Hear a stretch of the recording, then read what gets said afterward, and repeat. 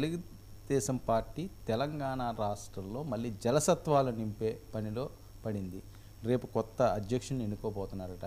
పూర్తి స్థాయిలో ఇక్కడ క్యాడర్నంతా గత వైభవాన్ని పునరావృతం చేసే విధంగా బాబు యోచన చేస్తున్నారు. ఇది రైట్ టైం అని. ఎందుకంటే బీఆర్ఎస్ కాస్త స్తబ్దంగా ఉంది, ఇబ్బందుల్లో ఉంది. ఆ స్పేస్ మనం ఆక్యుపై చేయొచ్చు. సేమ్ ఈక్వేషన్స్, ఇదే పొత్తు బీజేపీ, జనసేన, టీడీపీ అన్నది. అది వర్కౌట్ అవుతుందా? ఈ ఈక్వేషన్స్ ఎలా ఉంటాయి సార్? అంటే చంద్రబాబు ఆ ప్రయత్నం చేస్తున్నమాట నిజమే. మరొకసారి 4వసారి ముఖ్యమంత్రిగా ప్రమాణ స్వీకారం చేయడానికి ముందే ఆయన తెలంగాణ నాయకులతో సమావేశమయ్యారు. మీరందరూ నా ప్రమాణ స్వీకారానికి రండి అని ఆహ్వానించారు. అప్పటికి ఇంకా ఫలితాలు కూడా అనుకూలంగా ఉన్నాయని అనుకుంటున్నారు. ఇంకా ఫలితాలు కూడా పూర్తిగా రాలేదు. పూర్తిగా ఫలితాలు రాకముందే ఆయన తెలంగాణ వాళ్ళతో సమావేశమేసి పూర్తి శ్రద్ధ పెడతాను, సమయం ఇస్తాను. గతంలో కూడా ఆయన ముఖ్యమంత్రిగా ఉన్నప్పుడు తెలంగాణ వాళ్ళకి ఎక్కువ సమయం ఇస్తున్నారంటే ఆంధ్ర నాయకులకు కొంచెం కినుకగా ఉండేది. ఇది కొంత దశ వరకు, తర్వాత తగ్గిపోయింది, మార్పు వచ్చింది. కానీ మొదటి ఏడాది. సో ఇప్పుడు కూడా ఆయన తప్పకుండా తను హైదరాబాదు నిర్మాణము, సైబరాబాద్ ఇవన్నీ ఎక్కడ ఆయన అవే చెప్తుంటారు కదా. కాబట్టి ఆ కనెక్షన్ ఒకటి. రెండవది, మొన్న ఆయన అరెస్ట్ అయ్యి జైల్లో ఉన్నప్పుడు ఇక్కడ ఐటీ వాళ్ళు నిర్వహించిన కన్సర్ట్లు అనండి, వాళ్ళు తీసుకొచ్చిన వాతావరణం అనండి, అలాగే ఇక్కడి నుంచి భారీ ఎత్తున వెళ్ళి ఓట్లు వేశారు. అవి చాలా, ఈ అంశాలన్నీ కూడా తెలంగాణలో తెలుగుదేశానికి ఒక బలమైన స్లాట్ ఉంది. అది అలాగే ఖాళీగా ఉంది. బీఆర్ఎస్ లేదా టీఆర్ఎస్ కలుపుకున్నప్పుడు కొంత అటు వెళ్ళినా అందరూ వాళ్లే కదా. అవును, వాళ్ళలో కొందరు కాంగ్రెస్లోకి వచ్చారు, మంత్రులు అయ్యారు, తుమ్మల లాంటి వాళ్ళు. కానీ మిగతా వాళ్ళకి అక్కడ పెద్ద పని లేదు. కాబట్టి మనం ఇప్పుడు కొంత పెడితే మంచిది, దృష్టి పెడితే అనే ఆలోచన ఆయనకు ఉన్నట్టుగా ఉంది. మొదట నరసింహులను, అంటే రమణ రాజీనామా చేశాక నరసింహులను పెట్టారు. అదే అయిన తర్వాత జ్ఞానేశ్వర్ను పెట్టారు. ఇప్పుడు వాళ్ళందరూ వెళ్ళిపోయారు. కొంతమంది వాళ్ళే తప్పించారు. ఇప్పుడు కొత్త అధ్యక్షుడిని పెట్టి బాగా యాక్టివైజ్ చేద్దామనే ఆలోచన, ఆశ, అవసరం కూడా తెలుగుదేశానికి ఉన్నాయి. అయితే మీరన్న ఎన్డీఏ ఈక్వేషన్ ఇక్కడ వర్కౌట్ అవుతుందా లేదనేది ఒక ప్రశ్న. తెలుగుదేశంతో సంబంధం లేకుండా పవన్ కళ్యాణ్, జనసేన లోక్సభ ఎన్నికల్లో పొత్తు పెట్టుకొని పెద్దగా ఓట్లు తెచ్చుకోలేకపోయింది. కానీ ఇప్పుడు కొత్త విజయం తర్వాత ఆ ఊపి ఇక్కడ పనిచేస్తుందనే ఆలోచన వాళ్ళకు ఉంది. బీజేపీ ఏమో మేము ఇంకా చర్చించాలి అది ఇది అంటున్నారు.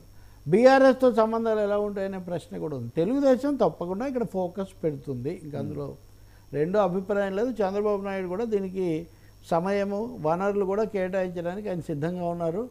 నాతో మాట్లాడిన కొంతమంది తెలంగాణ తెలుగుదేశం నాయకులు అయితే చాలా ఉత్సాహంగా కూడా ఉన్నారు. మేమంతా మరొకసారి మా సత్తా చూపిస్తాం మేము ఈ పద్ధతిలో. బీజేపీ కూడా ఇప్పుడు అసెంబ్లీ ఎన్నికలకు వాళ్ళ సన్నాహాలు ఎక్కువ. అంటే 4 ఏళ్ళు ఉన్నాయి కానీ వాళ్ళ ఫోకస్ ఎక్కువ తెలంగాణ ఎన్నికల మీద, అసెంబ్లీ ఎన్నికల మీద ఉంది.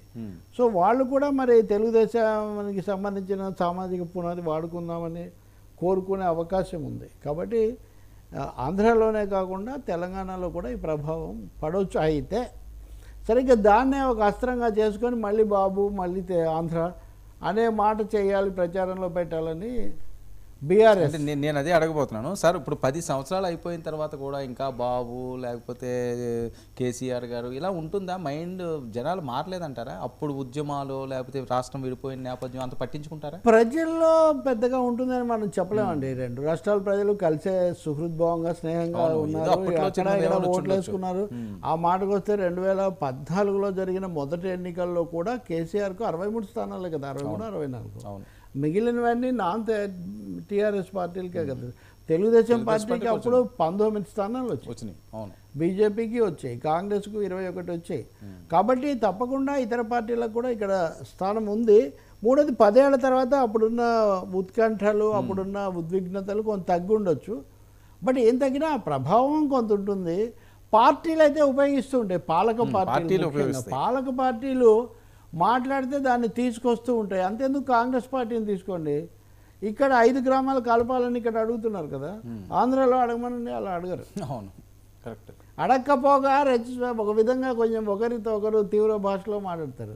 దేశం అంతటినీ పాలించే బీజేపీయే 2 రాష్ట్రాల్లో ఉంటుంది, కానీ సమస్య పరిష్కారం కాదు. అక్కడ ఒక విధంగా, ఇక్కడ అంటే రాష్ట్ర పార్టీలకు వాటి ప్రయోజనాలే ఉంటాయి. రాజకీయ ప్రయోజనాలే ప్రధానంగా శాసిస్తూ ఉంటాయి.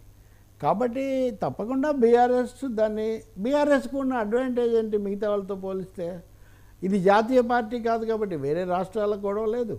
తెలుగుదేశంలాగా ఆంధ్రప్రదేశ్లో లేదు కాబట్టి ఆంధ్ర పాయింట్ లేదు, వాళ్ళు అచ్చంగా తెలంగాణ పాయింట్ అనే దాంట్లో వాళ్ళు అంటే జాతీయ పార్టీ అనే కదా బీఆర్ఎస్ ఏర్పడింది, అసలు టీఆర్ఎస్ అందుకనే. నుంచి. ప్రాంతీయ పార్టీ కాదు, మేము జాతీయంగా అయిపోయాము, మేము అసలు ప్రధాని ఎందుకు కాకూడదు స్థాయిలో మాట్లాడారు. అది తగ్గేసరికి మళ్ళీ పాత మంత్రమే, ఈ మంత్రం పనిచేయలేదు, పాత మంత్రమే. ఏ పార్టీ అయినా ఇది ఉంటుంది.